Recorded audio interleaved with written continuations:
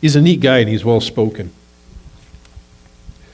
So I guess the question today is, we all work or, have a career or work at home or those kind of things.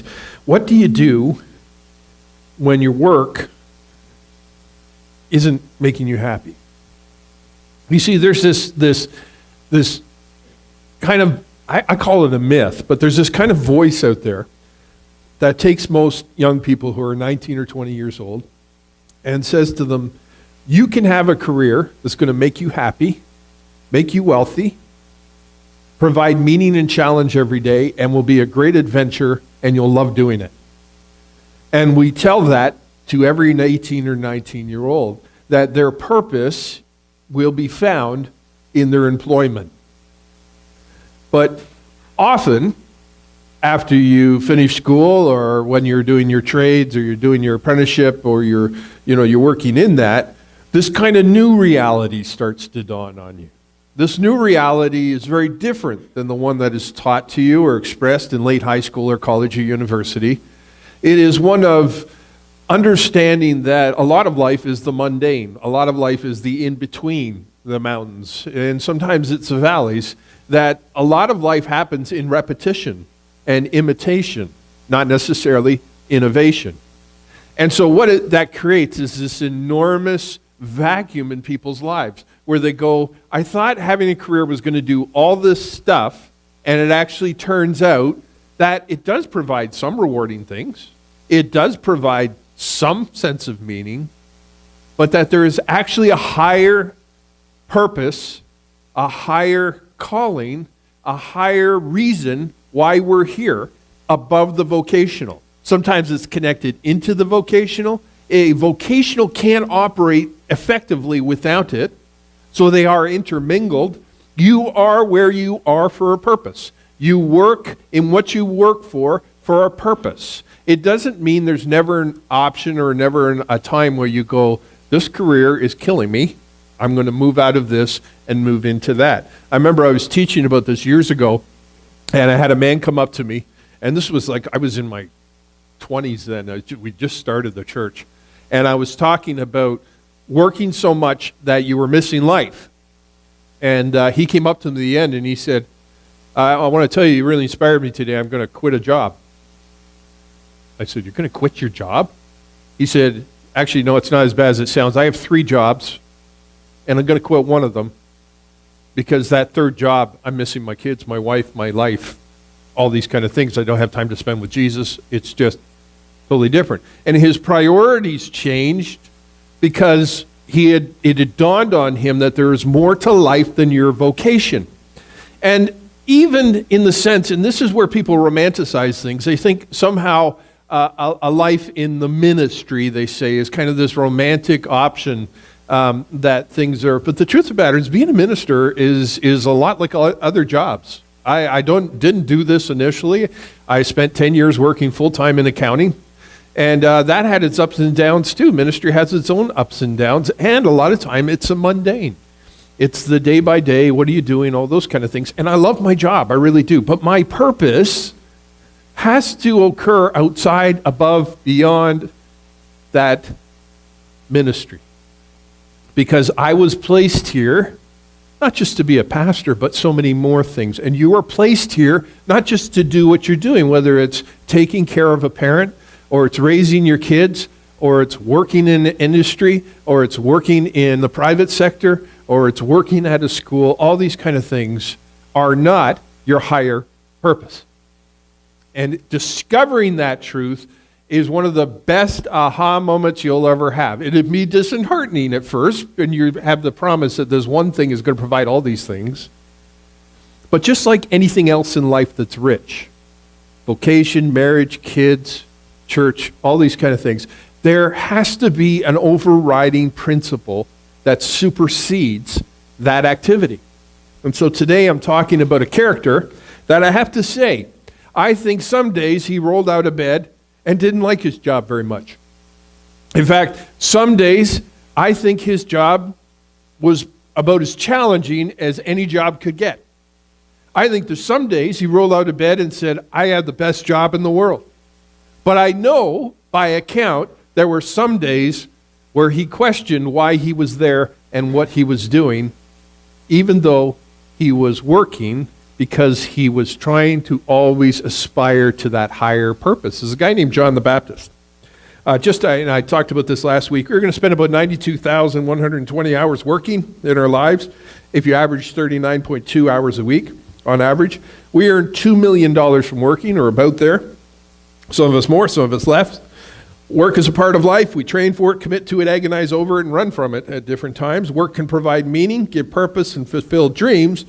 Work can also affect our health, provide stress, break up families and friendships, and basically suck the life right out of you. Okay? These are all the things a vocation could do. So I'm going to read a passage about this man named John the Baptist, and then I'm going to talk a little bit about his life, and we're going to talk about some principles that are around that higher purpose. Why am I here? And how does that relate to my vocation? This is a series where we're talking about your work as it relates to your faith. And we hope you're helping you along with this, because for a lot of people, they kind of go through life with this, what's happening to me? You know, things go so quick. You know, I'm all of a sudden facing retirement, or I'm in my first career and I don't really like it. And I spent 6 years training for this and I'm not sure this is what I want to do. And all these kind of things. These are questions people ask every single person. And so we'll talk about that in relation to it. It's Mark 1:1-8. And you can watch on the screen as I read it.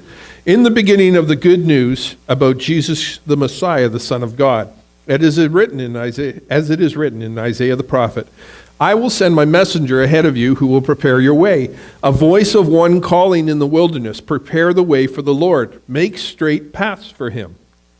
And so John the Baptist appeared in the wilderness, preaching a baptism of repentance for the forgiveness of sins. The whole Judean countryside and all the people of Jerusalem went out to him, confessing their sins. They were baptized by him in the Jordan River. John wore clothing made of camel's hair, with a leather belt around his waist, and he ate locusts and wild honey. And this was his message. After me comes the one more powerful than I am, the straps of whose sandals I am not worthy to stoop down and untie. I baptize you with water, but he will baptize you with the Holy Spirit. This character, John the Baptist, is kind of a mysterious character, very interesting character in the Bible. I'll give you a little bit of his background. There's so much to say about him. There's a lot written about him, but I'll give you some ideas. First of all, John the Baptist was a very reclusive individual. He lived in the wilderness, okay? And there's a few reasons for this, some historical, some scriptural. John the Baptist was born 6 months before Jesus. He actually was a cousin to Jesus, and his parents were Levites, so basically the priests or religious order of the Jewish race. And they worked in the temple, and they were really old, and they didn't have any children. And then an angel appears to the father, Zechariah, and tells him, you're going to father a child with your wife, Elizabeth, who is well past the time that you have children. This kind of interesting introduction to John the Baptist is kind of the first sign that God is at work in the nation of Israel, and this happened before Jesus. And so this baby was born, and they called him John, and he was going to be someone who had this job. And this Old Testament talks a lot about it. They compared this person to the prophet Elijah, which all the Jews loved. They loved Elijah. You know, if ever they were talking about their big three in the Bible, they talk about Moses, Abraham, and Elijah, or Moses, David, Abraham, and Elijah. He's one of their favorite prophets, and he was quite a celebrity in Israel. So this guy was going to go ahead and be like Elijah, and he was going to prepare the way for the Lord. And so this guy was going to lay the groundwork for some great thing happening in Israel. Now, we know from history that he was going to introduce Jesus. For the people that were listening to him, they thought maybe he was going to introduce some sort of revolution. They cast off the Romans, they'd be a nation again, all those kind of things. Now, John the Baptist, and here's the historical part, so this may not be true, okay? I'm just going to share it. He lived in the wilderness. The wilderness in southern Judah, it was just basically rock, sand, salt water. It's just not a great place to live. It's where David used to hide when he was running for his life from Saul. And there's this vast wilderness there that you could literally spend years in, and you could hide from your enemies. There's all kinds of caves and hills and valleys and all these kind of things. And he lived there. Historians tell us that Herod, when he went to try and kill Jesus, when he killed all the babies in Bethlehem, that he carried this bent and where he suspected anybody that might have been a forecarer or somebody to the king of Israel that was supposed to be born. And so apparently, as rumor has it, he heard about this miraculous baby that was born of Levites. He took Zechariah, he killed him because Zechariah wouldn't give it up, and then Elizabeth and John went into the wilderness. Now, John, living in the wilderness, probably his mother being advanced age, probably passed away, and so this guy literally grew up in the wilderness. And that's why he's here. Okay? He actually practices his ministry from the wilderness. So in order for people to hear him, they had to go out in this basically, Death Valley kind of atmosphere to hear him. This is how hungry people were for a change and for God in their society. And they used to go out to him, and he'd be there in the wilderness. And John the Baptist was a Nazarite. It's basically, it's similar, if we had a comparable kind of Christian thing, it would be like a monk. In Israel, a Nazarite was an individual who was not allowed to do three things. One, cut their hair. So they would have this Rastafarian thing going all the time. They weren't allowed to ever touch a dead body. And the third thing, they weren't allowed to drink alcohol. Now, in that world, you had two options to drink, water and alcohol. And so when you could drink alcohol, you were in all the time. So it's basically, he couldn't have had a Coke, he couldn't have had an energy drink, he couldn't have had a Red Bull, he couldn't have anything. It was water or wine, and he wasn't allowed to drink wine. So he lived in the wilderness. He basically ate honey and wild locusts. They said, they probably bugs and things like that. So, you go and see this guy, he had crazy unkept hair. He wore camel skin with kind of a leather belt around it. He talked to the top of his lungs. He ate weird things. He lived out there by himself. But thousands and thousands of people came out, and they were baptized by this guy with locust legs sticking out between his teeth, and listened to his preaching. And he was very popular for a long time. He didn't socialize. One of the priests used to criticize John the Baptist for this thing. They used to say, well, he must be demon-possessed because he never drinks wine or anything like that. He's a social outcast. Don't go see this guy. But he had a deep sense of purpose. His message, he understood what he was supposed to do, and then more importantly, he knew what he was not supposed to do. Sometimes the greatest discovery that you can have in your life is recognizing what you're not supposed to do, because life has so many options, right? I remember as a pastor, early in my ministry, sitting down with the books of 1st and 2nd Timothy and Titus and going through and going, what does a pastor do? Because at that time, I sat down with so many different great pastors, and I asked them what they were supposed to do, and they all had so many things that my list was about 30 pages long. I thought nobody can humanly possibly do all this stuff. So what does God want me to do? And I found there's some things I should do and some things that I shouldn't do if I was going to be the pastor God wanted me to be. John knew what he was not supposed to do. He wasn't the Messiah. He wasn't special. In fact, he compared himself to Jesus. He said, I'm not even worthy to tie up his sandals, which dealing with feet in that culture was the most menial task. John and Jesus were cousins. I've already talked about that through Elizabeth and Mary. When Jesus shows up, he has to be baptized. John actually is doing this baptismal in the wilderness and stuff. Jesus shows up and asks John to be baptized because John refuses. He said, you should be baptizing me. You're the one I'm here to prepare for. And Jesus says, no, let's do this. And Jesus is baptized. And it's one of the beautiful first indicators of the Trinity, where you have the Father speaking from heaven, the Holy Spirit descending like a dove, and Jesus coming up. It's just an amazing time. And when he does this, Jesus' ministry starts, and John starts to go downhill. You imagine being part of a career where your job is to wind down your job? Basically, I'm doing this today. It's going great guns. It's really busy. It's going to become quieter and quieter and quieter until I'm going to get fired. Wow. Why would someone do that? John initially sent some of his disciples, who would have been his closest friends, closest companions, to follow Jesus. He said, look, there's the Lamb of God. They go and follow Jesus. One of them is Andrew, who is Peter's brother. So some of those initial disciples that Jesus had, some of the first disciples who would be closest to him, actually had that segue from John to Jesus. As Jesus' ministry grows, John's diminishes. John gets arrested, and now John was a truth teller. He really was. If you look at his sermons in the New Testament, people came out, it wasn't a feel-good Timothy Robbins kind of thing, okay? He basically came out and he challenged people. He challenged them for selfishness. He challenged them for religious duplicity. He challenged them all. It didn't matter if you were a priest, rabbi, common worker, whatever you were, you came out and John challenged you. And people were so hungry from God, they came out and said, what am I supposed to do? How can I be challenged? I remember hearing a preacher talk about, he was in an airport, and this was a number of years ago, and out in that airport they had some planes, and they had some of the old World War II bombers. And my friend asked the guy beside him, "What, you recognize?" He said, "Yeah, I used to fly them." And he said, "How old were you?" He said, "I was 19. My co-pilot was 18, and a lot of the guys in my crew were 17 years old." People sometimes ask me, they say, "Are we over challenging young people today?" And I always say, under. When you got a 19-year-old flying a bomb or risking his life, and whatever you say about how wrong or right that is, but they stood up and they did it. Sometimes I wonder we under-challenge people. John certainly didn't under-challenge the people that came to him.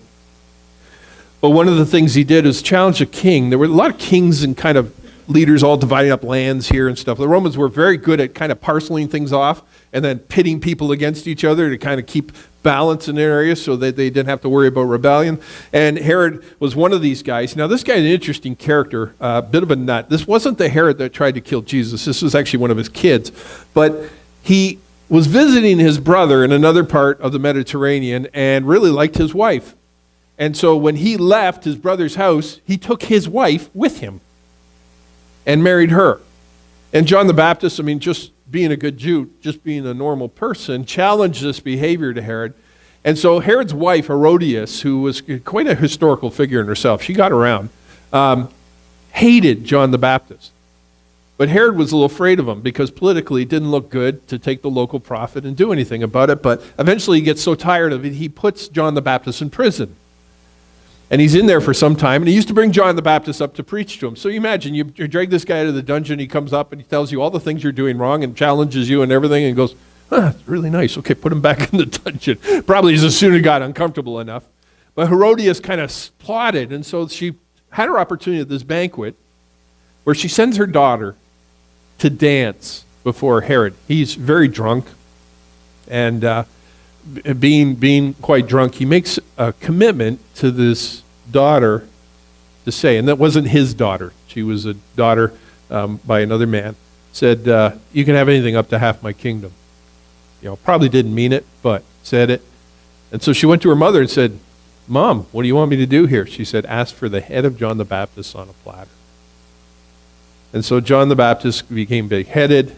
You've got this picture of this girl with this platter of this head. Isn't history cool? Bringing it to her mother, and John the Baptist was done. Now, I have to say, some of these things as they're going on probably communicated to me that John the Baptist didn't like his job that day. Maybe I'm off base, but maybe sitting in a dungeon, maybe anticipating your execution, probably you're not going, "I feel so fulfilled. I feel so centered. Man, I wish more people knew how great it was to do my job. This is the best job ever. I should write a book so other people can learn how to get in a dungeon like I am," right? I don't think he was thinking that.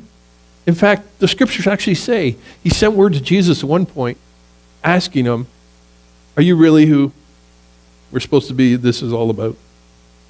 It really was a low point in John's life where he was doubting, when up to that point he'd been so sure. And Jesus sent word back to encourage him out of that time.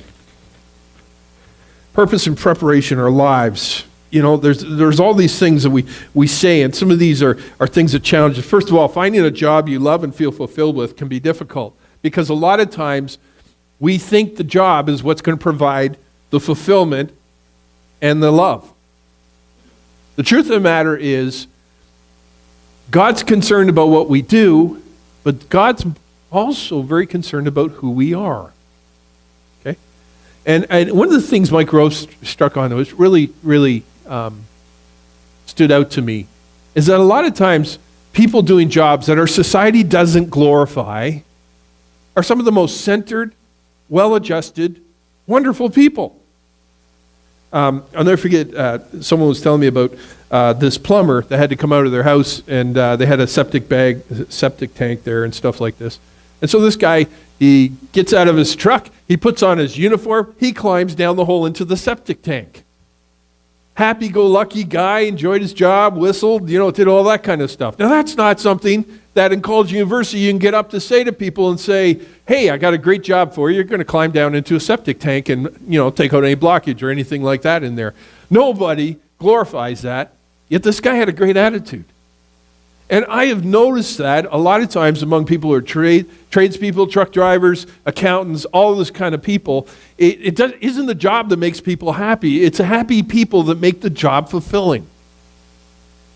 Fulfillment can be found if 80% of the time you love what you do, but how many people actually can attain this? There's a difference between what you love and what you're good at. Sometimes being good at something doesn't necessarily mean you're going to love it. Did John the Baptist love his job, or did he feel he had a purpose? And which would you think is more fulfilling? So I got 3 quick things to walk through, and then I got a quote show, and we'll take some Q&A. The first one is this. The idea of purpose that John had is time sensitive. John entered, worked hard, and then exited the picture with a sense of deliberateness. I don't even know if that's a word, but I wrote it down. People tend to treat that they're here for what we do is like it's going to last forever. But God has equipped us to do something here and now. C.S. Lewis used to talk about the life we live here as what he called the shadowlands. He said, life is a preparation for the real story of your life. Does that mean this life is going to be horrible all the time? No, in fact, there's some wonderful, rewarding parts of living this life. But as Rick Warren said, life is a test. What you've been given to do in this world, who you've been given to marry, what you've been given to live and do and all these kind of things is actually a preparation. You are never out of college. And so here you have John the Baptist through all the highs and lows committed to this purpose, but he recognized it was time sensitive.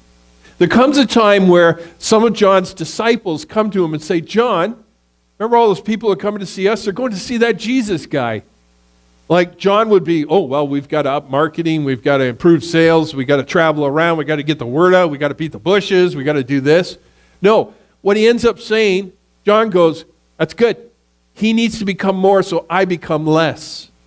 He was basically working himself out of a job because John recognized he was here for a purpose. And you are too. You are here for a purpose. And that purpose, and I'll talk about that in a minute. I'll talk about the higher purpose, but I got to keep you on a little bit here, okay? You won't be doing what you do forever. You won't live here forever. You won't work forever. You won't get opportunities to share Jesus forever. You won't get an opportunity to serve in your church forever. You won't get a chance to be married and happy forever. Your kids won't stay home forever, although sometimes it seems like they're going to stay forever. These things are all temporary. They're a gift. When you look across the table at your spouse or your roommate or people that you know and love, it's all temporary. Someone gave it to you, and someday it's going to be taken back. You are in a time clock. And as Rick Warren said, life is a test. And John recognized this. The second thing, John was called specifically to do something, prepare for the ministry of Jesus. And this is what I wanted to get at. He said, when he was asked if he was a Messiah, he said, I'm not even worthy to untie his sandals. John had this humble reality of purpose, okay, that a follower of Christ finds in the mundane. A purpose that goes, as John's job was to introduce people to Jesus, my job is to introduce people to Jesus. You're saying, well, Scott, I'm going to go around, hand out tracts or preach on a corner or anything like that. No, Jesus lives in you. So that means where you work, your family, all those kind of things. When people see you, the question is do they see Jesus? When they saw John, what they saw was basically a highway to Jesus. He did everything he said, everything he did, his composure, his attitude, all these kind of things was pointing people to Jesus. And that's why our purpose is to to consistently point people to Jesus as we serve him and to be a part of that. And he approached that with humility. You know what? I recognize I'm not going to be here forever, and I recognize I'm not going to be able to do what I do, and I love what I do. The question says, if it's not forever, how shall I execute the tasks that God has given me? Should I waste a Sunday? I'm off today. I'll preach a zinger. Should I waste an opportunity to talk to someone when I sit across from someone and have coffee and look them in the eye? Am I going to go, you know what? They need to be challenged or loved or encouraged, but I just haven't got it today. Maybe when somebody needs to sit down and encourage me, You ever get, you get that attitude where we kind of feel sorry for ourselves and we go, I need someone to help me, make me feel better, all these kind of things. John the Baptist didn't look at it that way. He was consistently pointing people to Christ. John performed his calling with passion. He did not hold back. He told the truth and showed impartiality. It didn't matter if you were King Herod, a priest, a lowly commoner, whatever you were. And that was a very, very structured, hierarchical society. Didn't matter who you were. When you met John, John was going to tell you the truth. And that couldn't have been easy. But he did with a passion. I don't think John always rolled out of bed in the morning or rolled out of his rock and said, great, I get to yell at people about the stuff they do wrong today. It'd take a sick individual to really love that job. But I do think he got up with passion and said, today I might get to baptize some people who had no hope. But today they're going to find God, and they're going to come and they're going to repent of their sins. I'm going to baptize them, and they're going to start off loving God. They're going to get their priorities right. They're going to treat their families well. They're going to stop getting hooked out on drinking too much. They're going to develop a new attitude. They're going to be prepared for Jesus. And he did that every single day with a passion and a purpose. He worked hard even when his ministry was waning and was glad because it meant Jesus' ministry was growing. Every once in a while, it doesn't happen very often, but every once in a while someone will move away from KCC or go to another church or move away to another place. I always tell people the same thing. I always tell them this. And by the way, nobody's allowed to leave, okay? I'm not asking you to leave or anything. I just want to share this with you. But I always say this to everybody that ever moves on. The greatest compliment you can give to me as your pastor is this.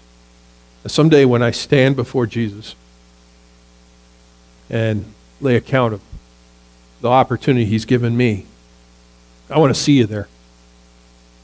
I want to see you there. And if that means sometimes I make you mad, or sometimes I encourage you, or sometimes you don't like me, or sometimes you think I'm an idiot, or I'm wrong, or anything like that, hey, get in line. I'm a human. But that purpose is what defines my life. That someday I will enter my rest.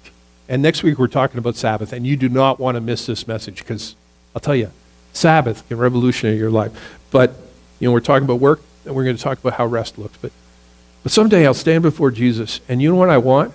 I want every single scruffy one of you to be there with me. And if I have to drag you into heaven kicking and screaming, I'll do it, right? Because that's my purpose. That's why you get the little annoying texts from me in the middle of the week. Hey, I haven't seen you in a while. How's it going? That's why I challenge you. That's why I sit down with you. That's why I love you. And I do love you. Because my higher purpose is that I would become less and Jesus would become more. Will you join me in that purpose? All of us will do many things. We'll have different careers, different opportunities, different things we do. Your life will change over and over and over again. The fulfillment is not necessarily found in the job. The fulfillment is falling in love with Jesus, serving him with a passion, and serving his purposes. And that's all I got to say about that. So, I'm going to ask the basket people to make their way around. There's innies and outies. The outies will come out first, and the innies will go in after that. And I put a quote show together today that I wanted you, it has some quotes around some of this topic for you to think. In a couple minutes, I'll take some questions. But while you're giving and while you're filling in things, and if you want to be on our mail list, get on there and that. After the outies come around, the innies will come. And so anything you take out of the outies, you can put in the innies. And while we're doing that, just think. And think, if you have a question or comment about today, we'll give you an opportunity to share and ask that. But as we're doing that, God bless you. God has given us a higher purpose. And what you are doing throughout this week, what you do today, whatever you have before you, it is my prayer. The true fulfillment that you find is in serving God and living for the higher purpose of a loving God and a purpose of sharing his message of hope with others. That is the greatest vocation you could have, no matter what you do, no matter what you work at. So work with an attitude like John the Baptist, even good days and bad days. It doesn't mean you have to dress in camel hair and eat bugs, okay? It means you have the same attitude, that each day you look forward to the day, although as much as mundane or unpleasant or whatever you do, work with all your heart as unto the Lord, as we talked last week, and do it with the purpose of showing Jesus to the world, because you're only here for a bit. And so whatever you do, do with all your might. Next week, we talk about Sabbath. The other coin of effective work and purpose work is the idea of rest. And you may not believe it, but God actually has some principles there that can change how you work by determining how you rest. It is one of my favorite things to talk about. And so we'll do that next week. God bless you as you go.